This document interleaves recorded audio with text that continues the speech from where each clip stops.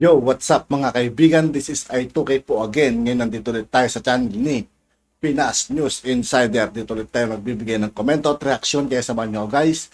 Let's go! Ito ang nakakagulat. Trending ngayon sa mundo ng social media. Ang di umano'y balitang. Bago tumungo sa Estados Unidos, humarap muna ang ating Pangulong Ferdinand Bongbong Marcos Jr. sa mga miyembro ng kanyang kabinete at iba pang opisyal ng pamahalaan.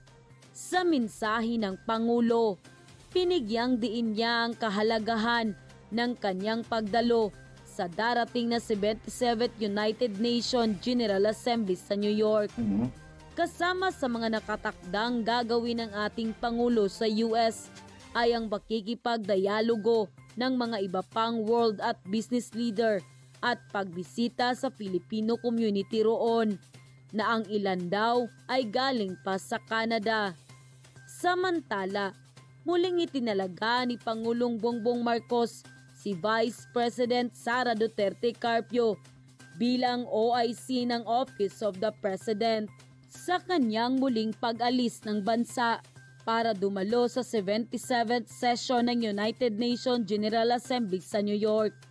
Panatag at kumpiyansa ang Pangulo na nasa mabuting kamay ang bansa kay Vice President Sara Duterte habang siya ay pansamantalang nagtatrabaho abroad. Si Pangulong Bongbong Marcos ay pinaalam naman sa taong bayan na ligtas siyang nakarating sa New York City.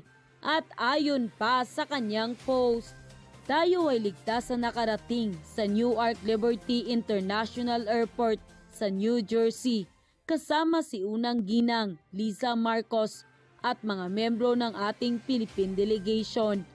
Malugod tayong nagpapasalamat sa mainit na pagsalubong ni na Ambassador Jose Manuel G. Romualdez, Ambassador Antonio Manuel Arlag Dameo Sr., House Speaker Martin Romualdez at Ilocos Norte 1st District Representative Sandro Marcos. End quote. Samantala, ayon kay dating Presidential Spokesperson Harry Roque, ang paglapag ng Pangulong Bongbong Marcos ng ligtas sa Amerika ay hindi pa nagtatapos dahil hindi daw po pwedeng walang gawin ng mga dilawan na nasa US, lalo na itong mayaman na pure dilawan na handang magbayad ng mga Pilipinong kabataan para sumama sa mga demonstrasyon at rally. Kaya naman dapat daw na mag-ingat ang mahal na Pangulo at ang pamilya nito. Ayon pa kay dating Presidential Spokesperson Harry Roque. At ito na nga mga kababayan, sabay-sabay po nating panoorin ang full video. Kanina po umalis ang ating Pangulo, BBM, patungo ng Amerika para po sumapi doon sa high-level meeting ng mga pinuno ng daigdig sa United Nations. Ito po ang kauna-unahang pagpunta ni Presidente BBM sa Amerika mula nung sila po'y bumalik galing ng Hawaii. Ano naman kaya ang pinaplano ng mga oposisyon habang nasa Amerika ang ating Presidente? Well, ako po'y nagkaroon na ng mapait na karanasan dyan. Kung maalala nyo, nung ako'y nagpunta rin ng UN para mangampanya. No? Nung nalaman ng oposisyon na naririyan ako, well, unang-una, no? Unang araw ko pa lang doon, ay meron na nagde-demonstrate sa labas ng UN na ako daw ay war criminal. So asahan na natin yan ng mga demonstration sa labas ng UN.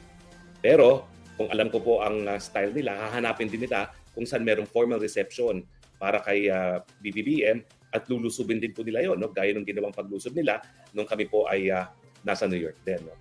Sana po, wag nang gawin ito ng mga katunggali natin sa politika. Bakit? Ngayon po, nakahimlay si Queen Elizabeth. Bakit pa mahal-mahal nila si Queen Elizabeth? Kasi si Queen Elizabeth, siya yung tinatawag na sovereign ng United Kingdom. Siya yung tumatayong simbolo ng soberenya ng bansa ng United Kingdom.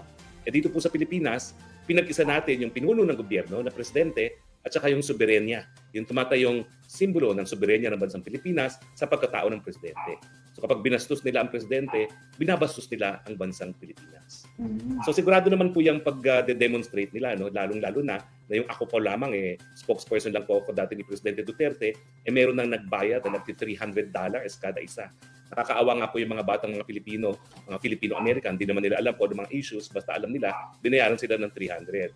So asahan natin, nabubuhos na naman ang pera galing doon sa mayaman, nagalit sa ating presidente at galit ni Presidente Duterte, no?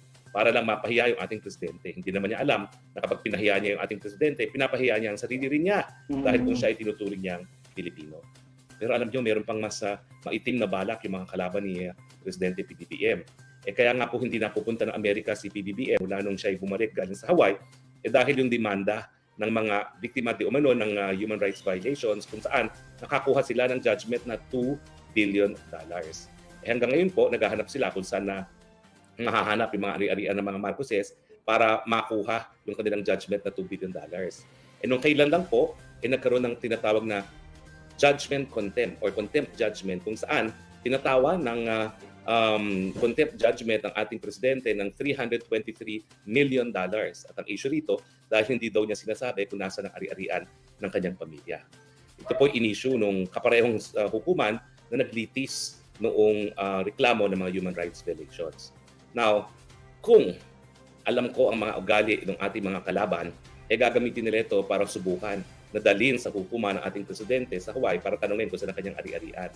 Of course, sa international law po, tinuro ko naman yan, meron talagang sovereign immunity from jurisdiction. Hindi dapat arestuhin ang pinuno ng isang bansa. Dahil pag ginawa mo yun, parang linalabag mo yung pagkakapantay-pantay ng mga bansa sa buong daigdig. Dahil kapag pinasailalim mo sa jurisdiction ang isang simbolo ng soberenyang bansa, binabaliwala mo yung equality amongst and between states. No? Pero siyempre, yung mga kalaban natin, gagawa ng paraan yan. No?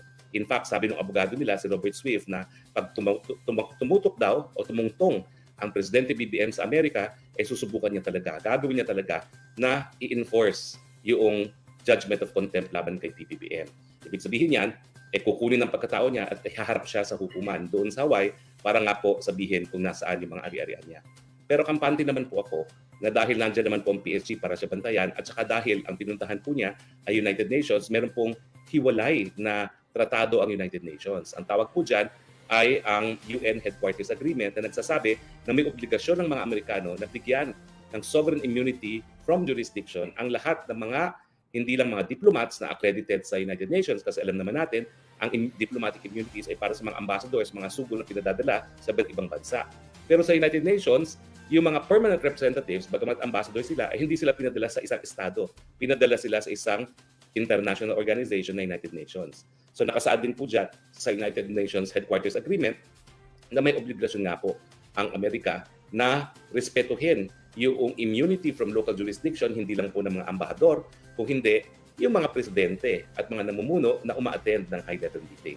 So bukod pa dun sa traditional international law na nagsasabi na immune sila from sovereign jurisdiction, meron pang pangalawang dahilan para hindi dapat magalaw ang pagkatao ng ating presidente. Ito po yung UN Headquarters Agreement. Pero ang sinasabi ko lang, kapag ang ating mga kalaban ay talagang pursigido, hahanap ng mga pamamaraan yan. Diyan naman po papasok yung mga PSG natin. Dahil ang PSG naman po ay kasama ni Presidente, sana nga po huwag nilang papayagan na ang pagkatao ng ating Pangulo ay mahawakan ng kahit sino man. No? Dahil talaga namang pong as sitting president, siya po ay merong immunity from local jurisdiction. Pero bukod pa po dyan, alam na naman natin na ang ating mga kalaban ay gagamit din ng media. No? Sasabihin na naman nila yung human rights record at sasabihin na naman nila na mukhang babalik na naman ang martial law sa Pilipinas. Ulitin ko po ang aking paninindigan. Suportado ko po ang nabubuhay na Marcos at naniniwala po ako na ang nabubuhay na Marcos ay gagawa ng pangalan niya para sa kanyang sarili. Respetuhin niyo po ang demokrasya dahil wala namang pong dahilan para labagin niya. No? Dahil 31 milyong boto po ang nakuha niya.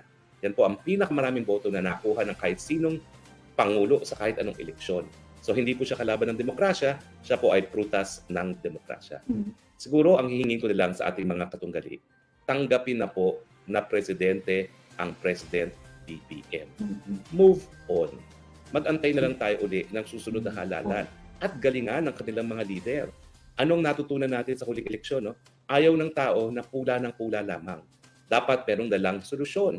At kaya nga po nabasura ang kanilang mga kandidato, hindi lang noong 2019 o hindi nitong 2022. Dahil wala po silang mga dinadalang pang solusyon, ang dala lang nila ay palaging mga negatibong mga komento, mga pirada, laban sa mga tao ng administrasyon. So sa akin po, change of tactic and move on. At isipin po natin na kapag iniskandalo natin ang Pangulo ng Pilipinas, ang iniiskandalo natin ay sambayan ng Pilipino dahil uulitin ko po, ang ating presidente ay hindi lang po pinuno ng ating bansa, siya po ang simbolo, ang tumitindig na pagkatao ng soberenyang Pilipino. So kung paano po natin ginagalang ang ating watawat bilang simbolo po ng ating bayan, ganoon din po dapat nating ginagalang ang ating presidente bilang simbolo ng Republika ng Pilipinas. At yun na nga mga At yun nga po mga kaibigan, dito po nagtatapos ang ating reaction video. Muli ako po si I2K ng Sundalo ng Tunggalo at 811. Maraming salamat sa patuloy na pagsuporta. Yeah, peace out.